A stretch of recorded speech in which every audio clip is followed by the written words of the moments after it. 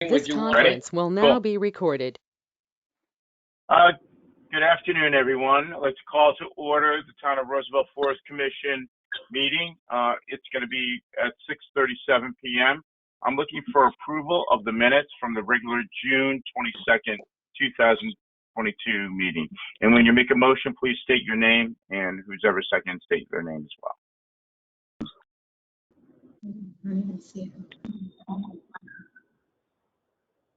Okay, Ellen Sherbuck. Alan Llewellyn, motion to approve. We have a motion. Do we have a second? Peggy Nightingale, I'll second. Thank you. Do we have any discussion over the minutes of the regular June 22nd meeting? If none, all in favor? Aye. Aye. Aye. Opposed? So carried. A little delay on that, but yeah, sorry. So carried. Continuing items, the boardwalk on the Orange Trail. Do we have any updates from any of the members on that? Somebody put a new board on there. I think it was, we probably replaced one board, the 12-foot. That's all. Okay. Yeah, I'm looking for more of the, well, there's been some, we'll call it maintenance repairs of it, but not a forklift of that to kind of redo the whole thing. So I don't have any report on that. So, but thank you. Duly noted. Thank you for discussing that. Dog park. Any discussions from any of the members? Seems to be going well. I haven't heard anything bad or good or indifferent, so that's always good news. The scout camps and live edge repair.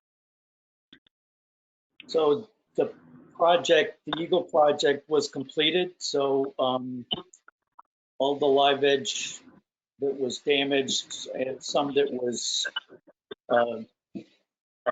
graffitied have been replaced. And the project is complete. So Excellent. Good news. I have a question.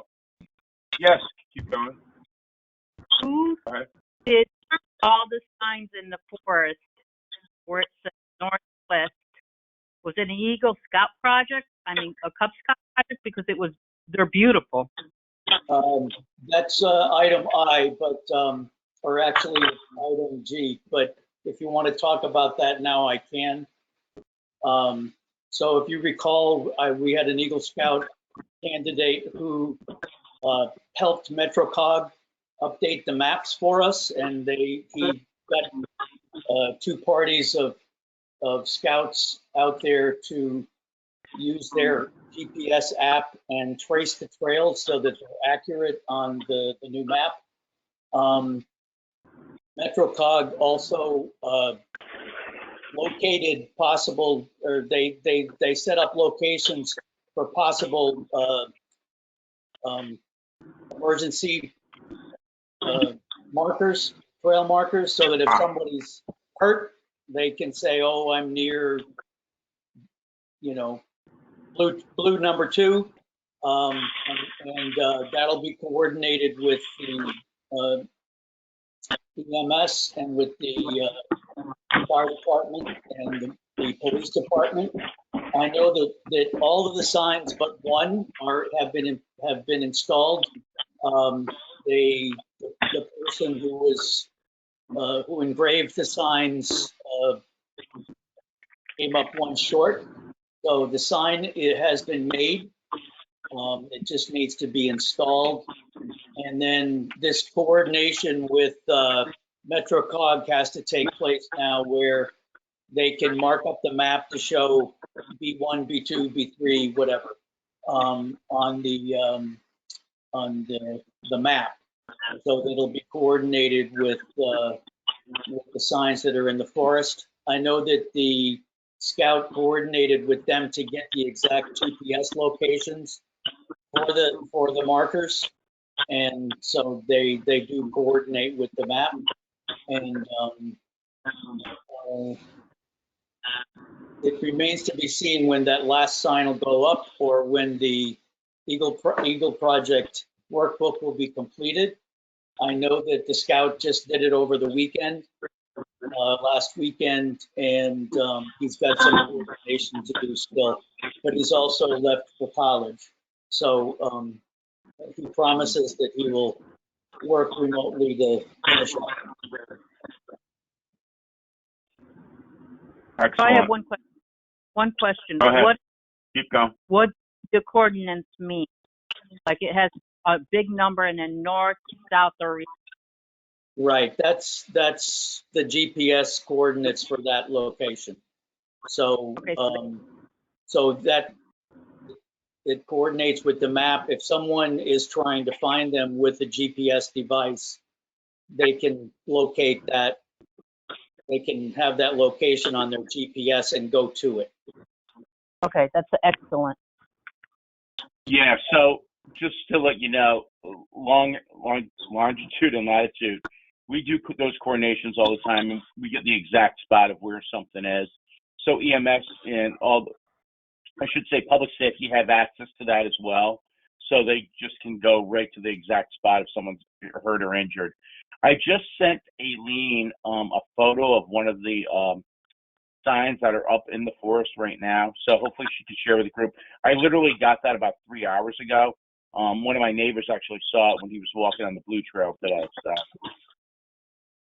So Aileen will share that with the group sometime in the next day or so, or maybe tonight. Aileen, I texted it over to you, okay? Because it's just easier. Any other questions or concerns? We're going to keep going through everything, but we can always go back to something as well. So we have the ultramarathon. I'm sorry, go ahead. Bob, excuse me, Bob, this is Eddie Bitsko. Yep. Is it proper to make a motion then to strike the Scout Camp Live Edge Repair from the items now that it's completed? Oh, we can just take it off. We don't even need a motion, right, Aileen? We can just take them off, right? All right. Aileen? Yep, that's correct. I'll take it off the next agenda. Yep, we'll just strike it off. Perfect. It's good to see things being accomplished. I like it. Great. I like it.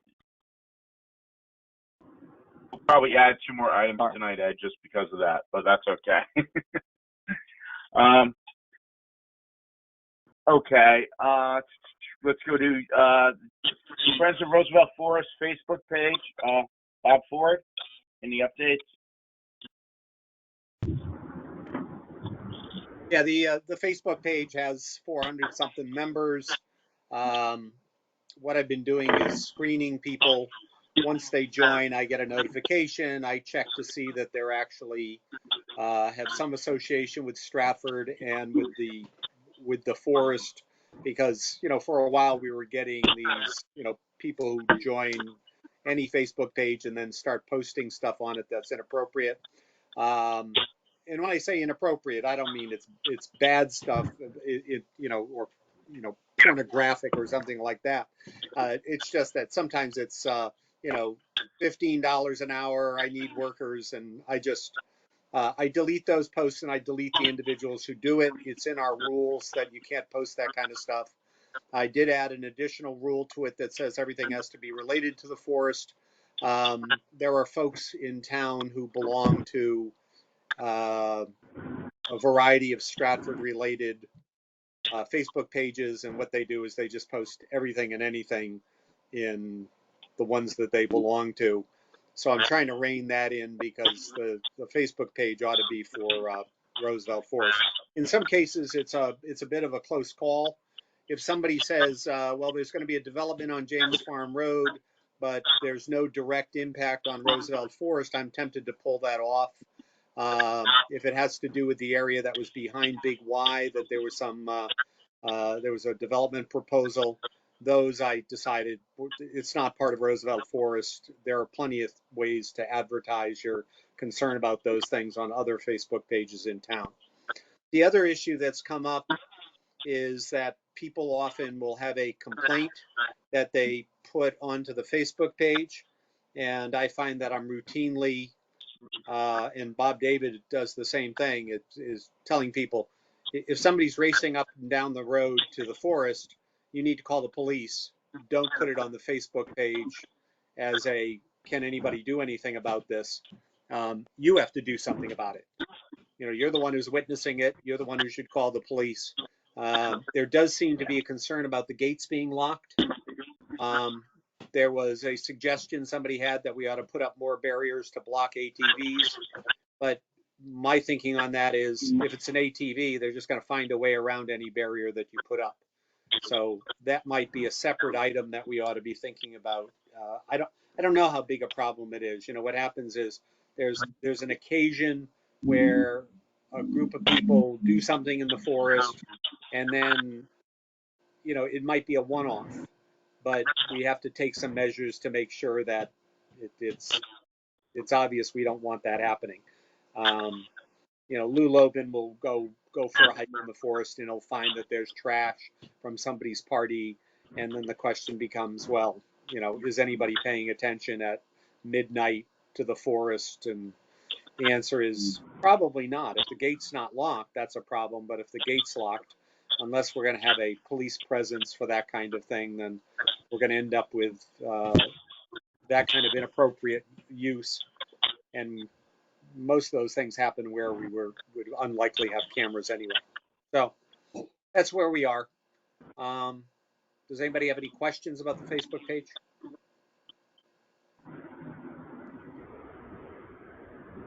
Any questions? If none, I just want to really, Bob, thank you so much for doing all you do with that. I know it's a lot of work, and I know, you know, it's not fun work either.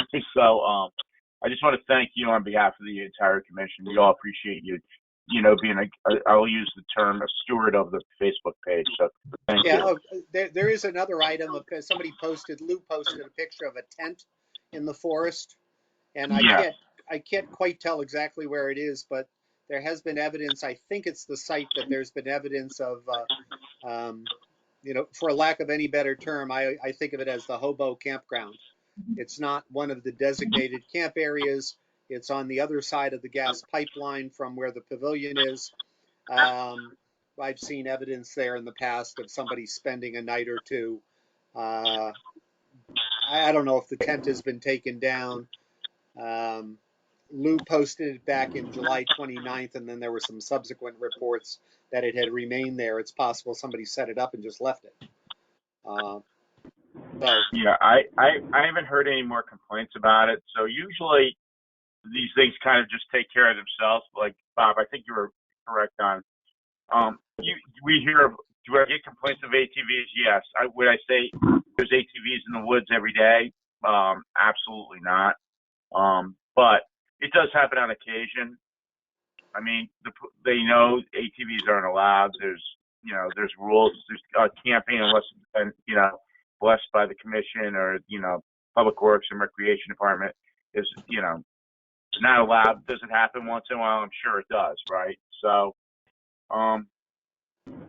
again, I'm not sure if it's a widespread problem. I don't know how we correct it. I would urge anybody in the commission now, if anytime you see inappropriate stuff, you know, especially in 2022, just call the police to have them deal with it. I mean, I don't want to put you guys in danger out there, you know.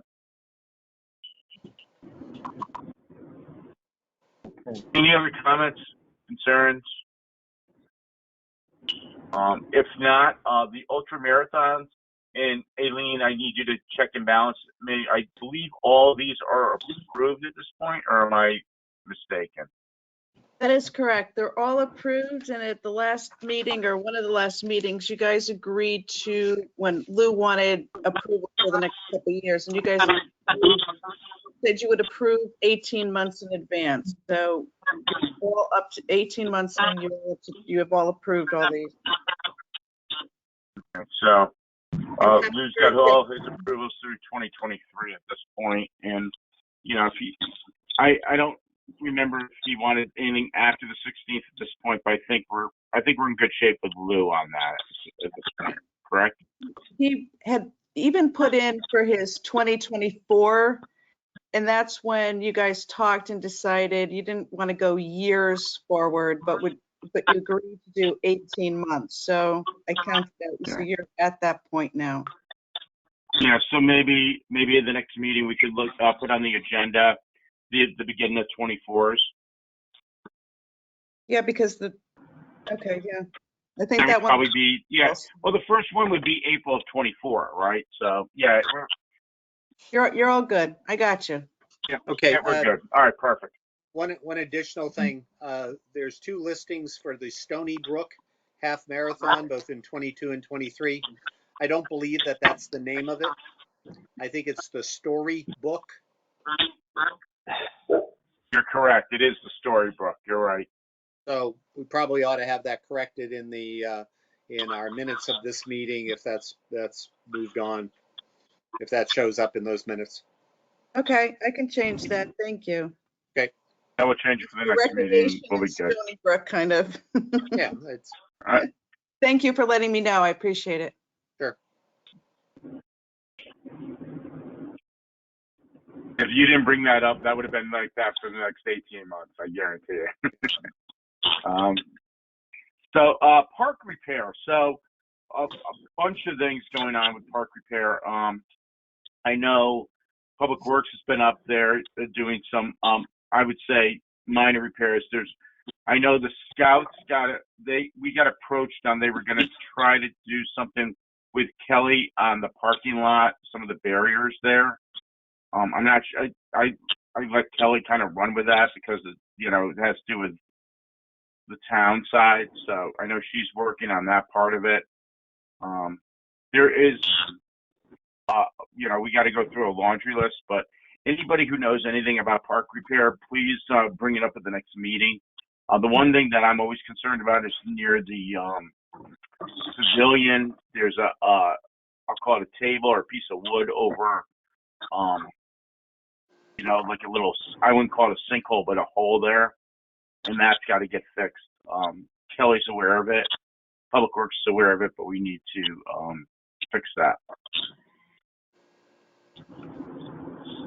Anything else on that?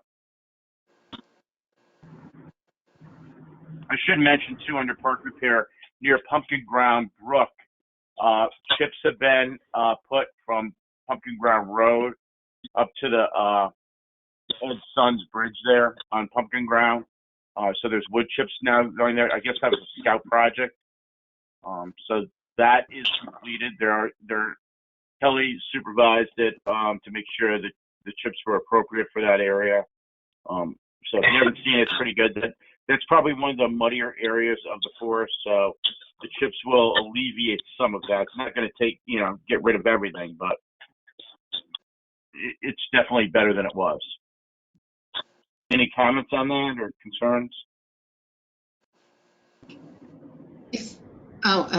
Peggy, is this where the pallets or whatever were lying? You said coming off the Pumpkin Ground Road entrance?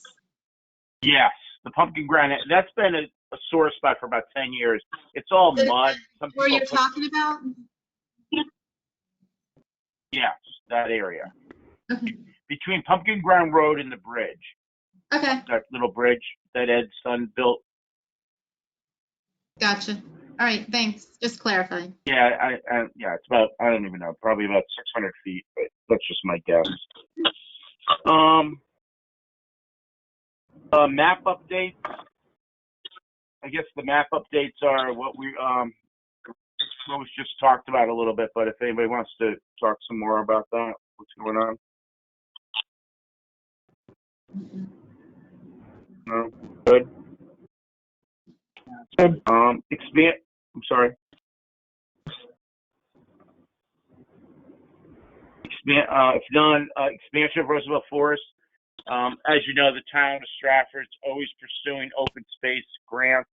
I don't have any updates on that. If anybody on the commission does, please share with the group. But as of the last time I've spoken to Kelly on the matter, I don't have any updates on that.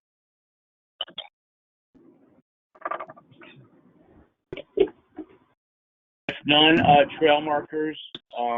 If anybody wants to pick a date and try to do it in the fall, you know, I will say it's a little buggy now to do that on a Saturday morning. I try to avoid the forest on Saturday mornings there. It's a little buggy, but I'd like to put that on the radar if someone wants to do that in the September, October timeframe.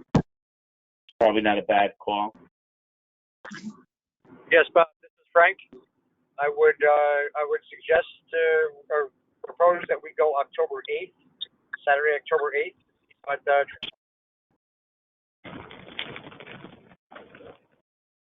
I mean, if you guys want Saturday, October 8th, I know I will be out of town that day, but if you guys want to do that, that's a great date. You want to do it? We need probably 4 to 6 people to do it. Good for me. Yep, 8th is fine right now, so. it's something we could revisit in September meeting also. Yeah. That'd be great. So you guys can figure out what trails you want to mark, you know, remark. I think all the trails could probably be walked, and there's probably a few signs that can be put up. So, a few markers, I should say. Cameras. Do we have any more comments on trail markers? So cameras, last time I spoke to the police chief, that they were gung-ho on them, but but I have no update of when they're coming in. I thought they were going to be here the last fiscal year, but they're not. So it's on the radar. I've spoken to the mayor's office on this as well. So no update on that at this point. New business. Any comments on that? I don't want to shut off conversation on that. New business, fire suppression. We had I think it was before the last meeting, but we had a brush fire here on the south, on Pumpkin Ground Road, near the Route 15. And so I've been talking to Larry Ciccarelli about what the update is for evacuation. There's only one way in and one way out. So if there's a forest fire in the south part of the forest, we can't really get out of it. If Cut Spring Road is cut off, that underpass, we can't get out. So that's being looked at. And also on fire suppression, I just wanted to bring up to this committee, how do you feel about campfires right now during droughts in the forest? I am not an expert on that. I figured I'd let you guys, we could have some discussion on that this evening. It's Peggy. I hear from deep in other areas, and the fire threat is so high right now. And in fact, one thing I was going to find a place to bring up, I know it's not a new instance, but fires have been lit up on the Red Trail in the pine forest. It's been a couple of weeks since I've been up there. It wasn't a brand new fire, but fires getting started up there it's just a bad situation. If it's okay, I just want to have everyone's opinion. I'm thinking of asking the public safety director, Larry Ciccarelli, to speak to the fire chief and see if we should have a temporary ban on fires during drought conditions in the forest. Or do you think that's overkill? Well, I think it's overkill if you're going to include the 2 fire pits in Scoutland, one of which never really gets used by us anyway.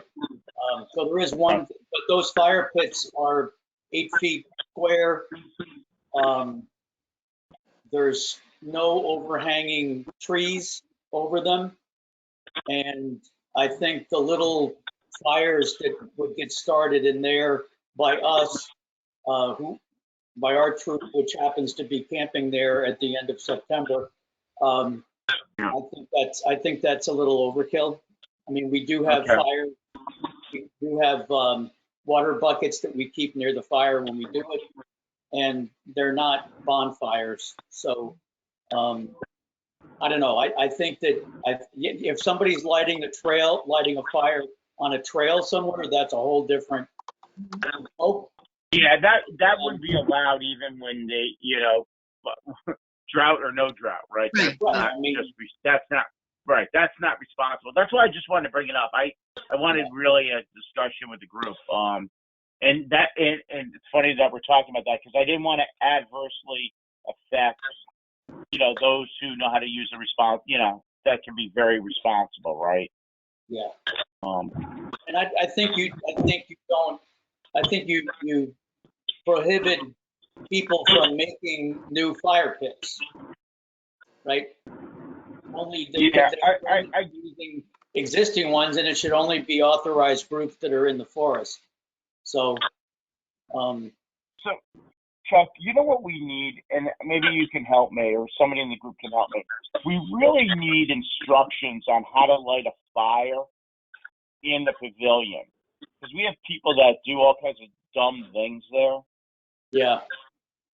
And if we could get maybe one of the scouts or somebody who knows what they're doing to write some rules, and we can kind of put them up near the campfire there, because Lou has posted some stuff on Facebook, and other people have posted on social media irresponsible burnings, I'll say, in the fireplace in the pavilion. Yeah. And I don't want to take away that, but I want people to know what they should do properly, right? Yeah, that's something I could probably get one of our scouts to work on. Yeah, I think that's a pretty good project for them too. Especially if you have a scout that's limited physically too, right? He wants to do his projects. That'd be a perfect project, right? Okay. All right, perfect. Thank you. Does anybody else have any views on this? I don't want to cut off discussion on this. Yeah, I do. There may be situations where even if the Boy Scout troop is in the designated camping area with those fire pits, that we don't want to have any fires. Under extreme drought conditions, we certainly should be able as a town to say you're allowed to camp there, but you can't have a campfire, because the threat of a spark getting off into an area away from that it exists. And the reality is, even with adults there, you're going to have an occasional fire where kids throw something in that's going to produce a lot of sparks, or it's going to get a little bit big. Now, I don't know what that cutoff point is. I think that that's probably something that, if it's a state forest or a state park, there's probably a superintendent of that park who makes that judgment, or maybe it's something that comes out of deep. I know the national parks, they have campfire rules, but all those campfire rules are superseded by whatever the conditions are. So,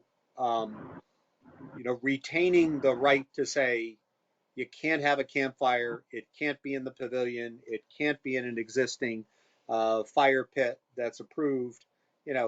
There's going to be those times that we want to be able to say that. I'm not sure where we are right now with, our portion of Connecticut is in a drought, but it's not the most extreme case like it is out on the eastern side of the state. So who's our safety officer in town? Is that Chigarelli? Yeah, well, he's the director of public safety, so I would start with him.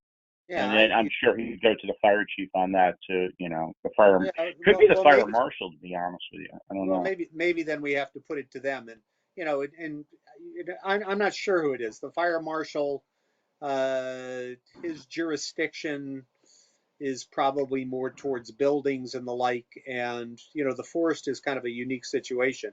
While we were talking about it, I was trying to look and see what kind of regulations there were for the state. There's all kinds of things, and but basically it says you can only have campfires in approved campfire pits, which are the ones that the state employees create. So somebody who rolls a bunch of rocks into a ring, somewhere that's convenient for them when they're camping, that's not considered to be one of those campfire rings. Now, the ones with Boy Scout camping, Boy Scout camping tends to be pretty by the book. You have a certain amount of water that's available, you have adult supervision, that's all good. But we have to be a little bit careful, because what if somebody goes in and just decides to start a fire and they're not an approved camping group? They're just somebody who's, they've gone in at a time that they feel like having a fire and there's a campfire ring there. So we may down the road need to kind of post at the campsites what the rules are. Yeah. I think we're a ways from that. I mean, I don't want to rush into it. I don't want to just, No, I don't think we have to rush into it. Gotta be thought about. I really do. Yeah, I like this discussion, because one of the things we could even talk to Kelly about is even getting some signs. And you know how they flip you've seen those in state parks and stuff. Fire danger is very high, right? Or low, right? You just kind of flip the sign. It might be as easy as that, just so people are aware. So they're not being dumb out there, right? With this. Listen, it could be somebody with a cigarette, right? It doesn't have to be that's a whole other issue. Yeah. And the issue with that is, if you don't maintain it, if it's not changed every day, then it doesn't, it doesn't do you any good. Because if Smokey the Bear is pointing to high fire danger right after a rain, people are like, that's a useless sign. So having a sign like that is a commitment to somebody on a daily basis, or perhaps more than once a day, actually making sure that the sign says something it's supposed to say.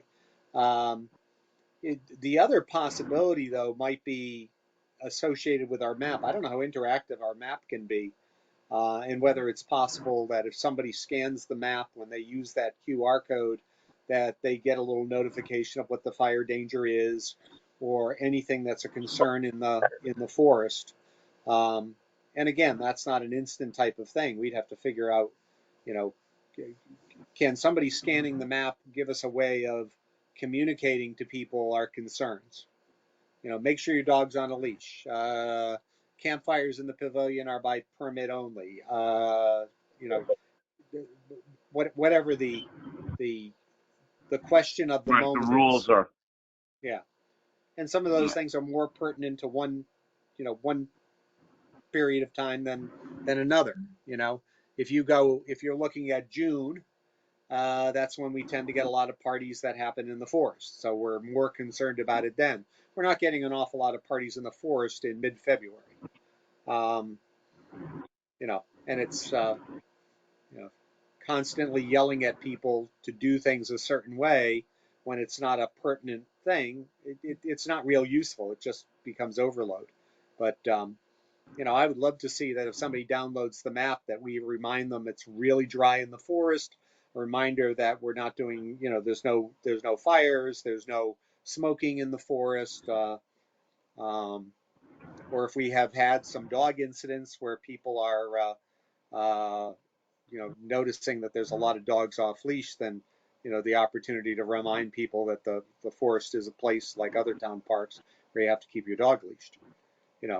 Where we can't possibly enforce every rule rigorously using the police. We need people to cooperate with us, so we got to try to find ways to help people to do the right thing.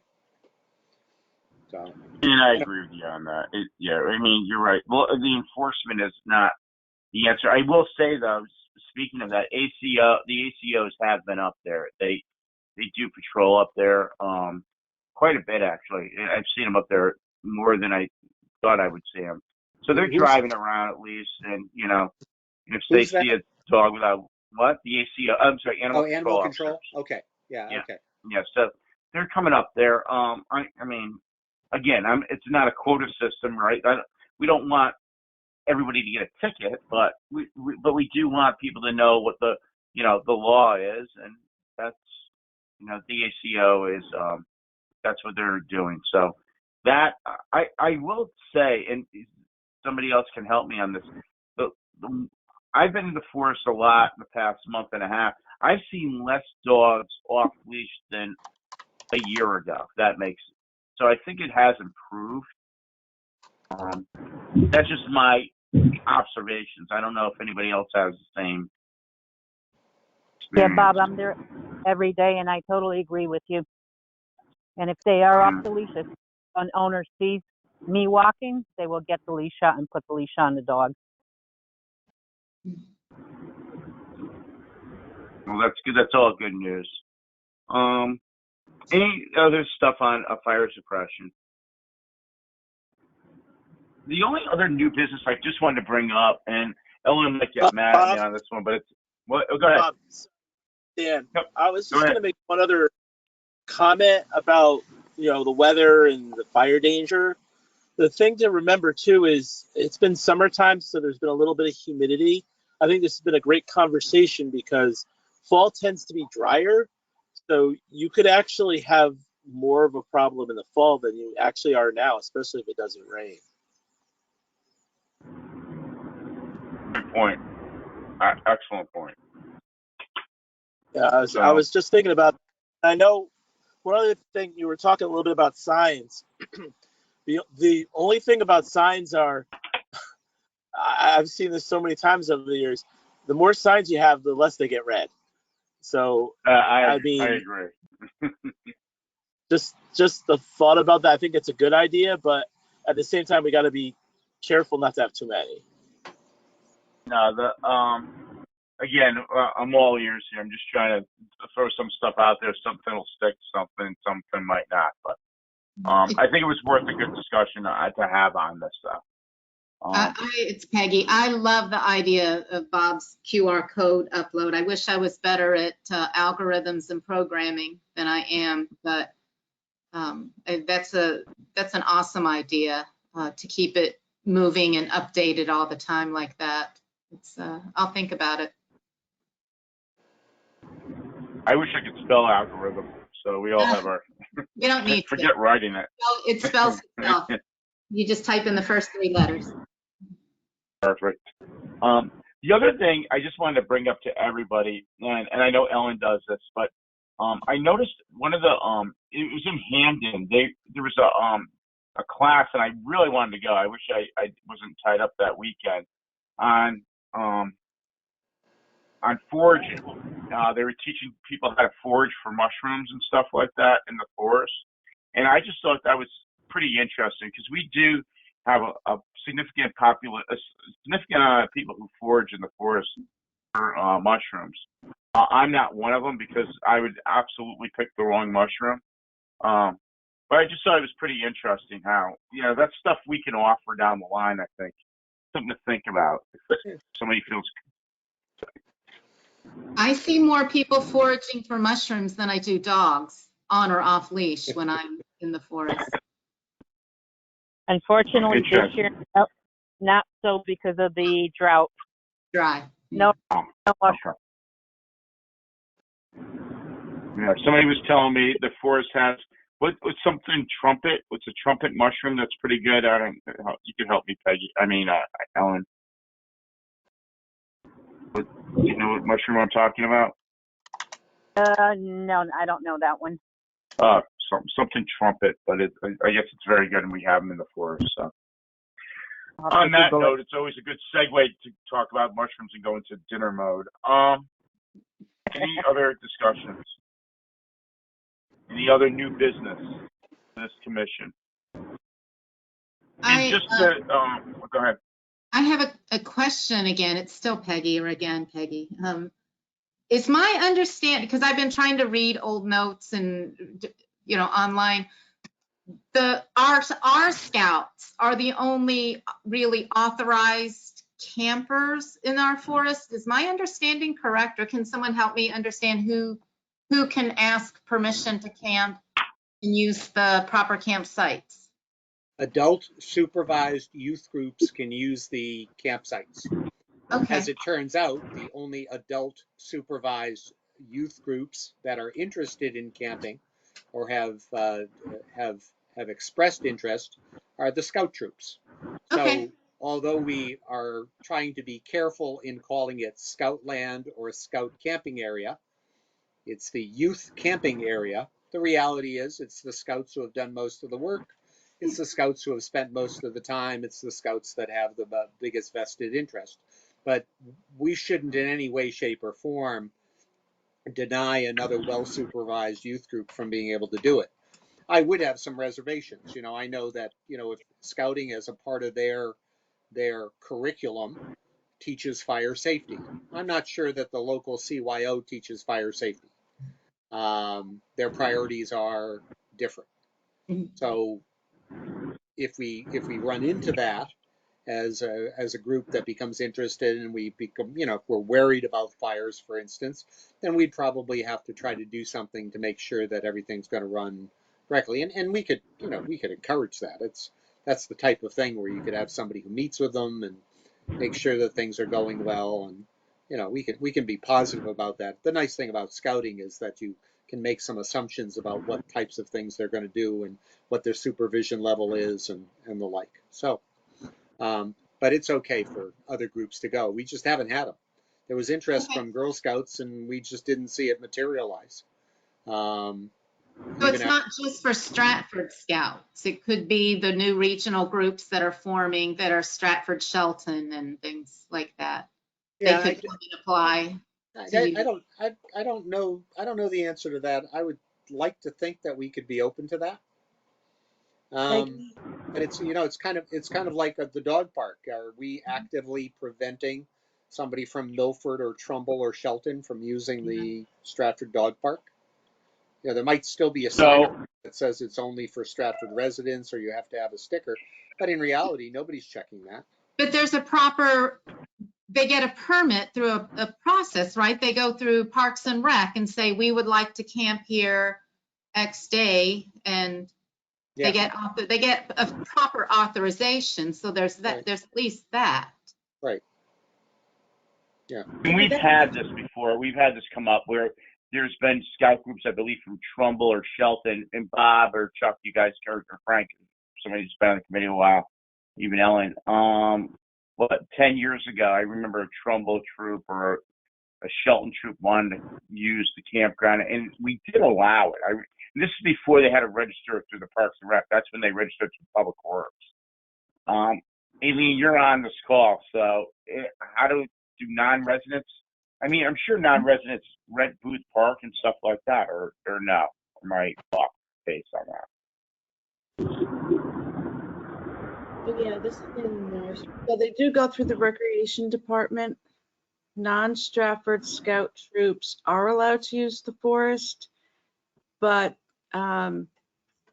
Stratford troops have first dibs. So if Chuck, for instance, like requests to camp there, I'm making this up, like November 1st to the 2nd, and then I have one from Trumbull who's also requesting to go there, November 1st to the 2nd.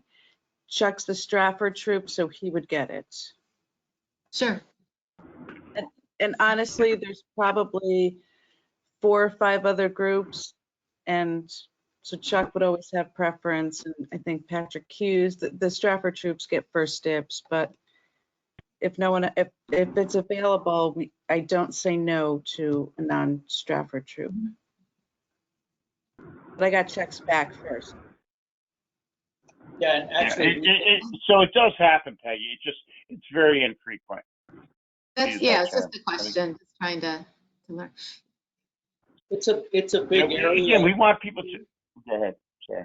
It's a big area, and so, for instance, when the Live Edge repair project was scheduled for the same day that a small Scouts BSA girl troop from Bridgeport wanted to go, and we just worked that out. They took the area that they need.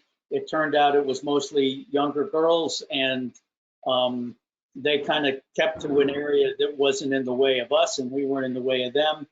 And they actually were pretty interested in the fact that a girl was doing this project for her Eagle project. So there was a little bit of a bonding over that as well. So I know that subsequent to that, the girl who did the Eagle project went to one of the meetings at this other troop in Bridgeport just to kind of, talk about leadership and job responsibilities and that kind of stuff, because that troop was just getting started. Oh, very nice. Yeah. And then there have been cases where troops were there when they weren't supposed to be. Mm. But we said, okay, you guys use that side, we're using this side. So Huh. there was a scoutmaster from Bridgeport who was kind of notorious for that, but that was several years ago. I don't think Do non-residents, are they charged a fee? Do we assess a small fee for their use? No?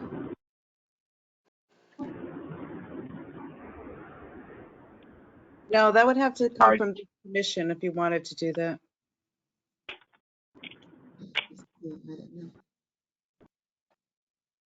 Yeah, I would not be in favor of that. I'm just, Yeah, you it's guys, just a if you, question. yeah, I think, I didn't know. there is one more criteria that groups need to meet as well besides adult supervised.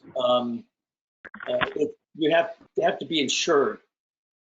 So the thing about scout troops is that they, by their registration fees, are paying for liability insurance. Yeah.